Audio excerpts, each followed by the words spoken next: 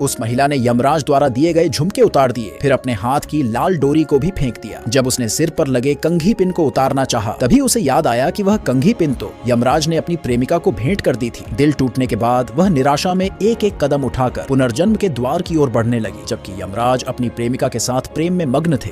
उन्हें इस बात का बिल्कुल भी अंदाजा नहीं था कि उनकी पत्नी हमेशा के लिए गायब होने वाली है। तभी यमलोक में पुनर्जन्म का द्वार खुला, जिससे यमराज का ध्यान भंग हुआ और वह तुरंत वहां पहुंचे। लेकिन वहां उन्होंने अपनी प्रिय पत्नी को पुनर्जन्म के द्वार में कूदते देखा। उन्हें लगा कि यह यमलोक का कोई स्वप्नमय भ्रम है। लेकिन जब उन्होंने जमीन पर गिरी पत्नी की लाल डोरी और झुमके देखे तो उन्हें पत्नी की कही बात याद आ गई। उस पल उन्हें एहसास हुआ कि उनकी पत्नी ने सच में उन्हें छोड़ दिया है। कभी वे दोनों यमलोक में सबसे अधिक प्रशंसा पाने वाले प्रेमी दंपति थे। यमराज ने पत्नी को जीवन भर साथ निभाने का वचन दिया था और अपने हृदय का रक्त देकर उसके लिए वह कंघी पिन बनाया था। लेकिन 1000 साल बीतने के बाद उसका शरीर समय के प्रभाव के आगे कमजोर पड़ गया। यमराज को अपनी प्रेमिका के साथ देखकर महिला को भारी विश्वासघात महसूस हुआ और उसने जीने की इच्छा ही छोड़ दी। उसने तय किया कि वह पुनर्जन्म लेकर हमेशा के लिए यमलोक छोड़ देगी। न्यायाधीश ने बताया कि 7 दिन बाद पुनर्जन्म का द्वार खुलेगा, जिससे वह इस संसार से हमेशा के लिए मिट जाएगी। लेकिन जब न्यायाधीश ने उस व्यक्ति का नाम देखा तो वह हैरान रह गया, क्योंकि वह नाम यमराज की पत्नी का था। पुनर्जन्म का विभाग एक बार किसी का नाम लिख देता है तो उसे कभी नहीं बदला जा सकता। इसलिए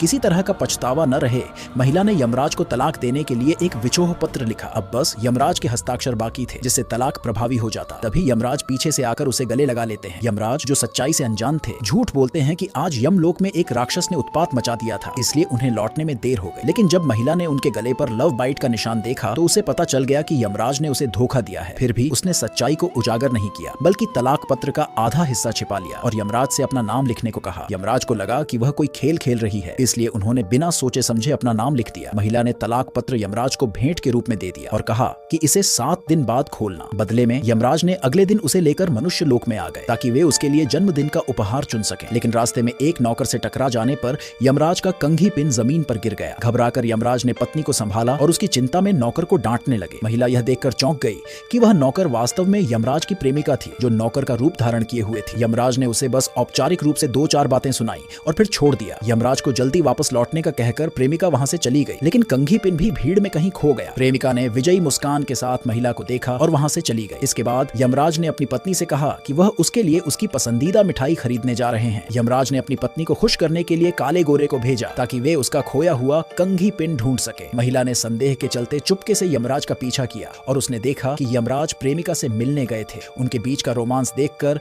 महिला का दिल पूरी तरह टूट गया। 7 दिन बीत गए और महिला का जन्मदिन आ गया, जो कि उसका यमलोक में अंतिम दिन था। उन्हें इस बात का बिल्कुल अंदाजा नहीं था कि आज के बाद वे अपनी पत्नी को हमेशा के लिए खो देंगे।